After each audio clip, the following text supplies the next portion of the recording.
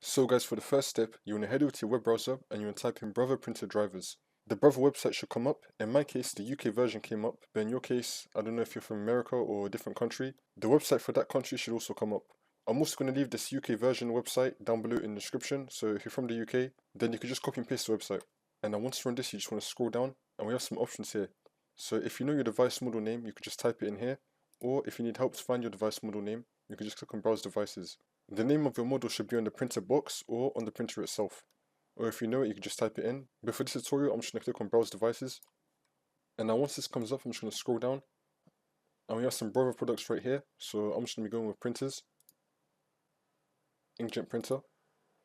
Choose whichever one it is for you. And now once you're in step 3, you just want to select your printer. So I'm going to be downloading the drivers for this one. Click on it. You want to scroll down and then you want to choose your operating system. So I'm going to be going with Windows and my operating system version is Windows 11.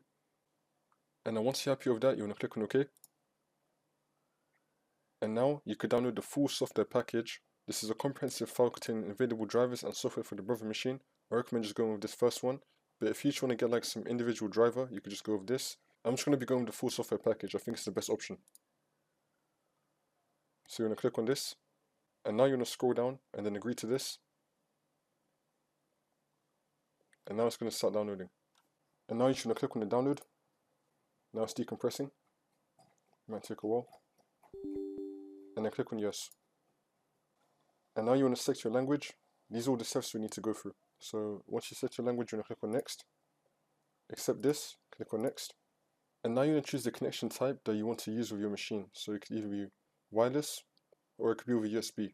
So my printer connects with a USB, so I'm going to be going with the second option. Wait for this to load. And now you want to connect the machine to your computer, then click on next. Now in my case I'm using a virtual machine, so I've got nothing here found, so I can't actually continue. Now since I'm using a virtual machine, I could not go past this point.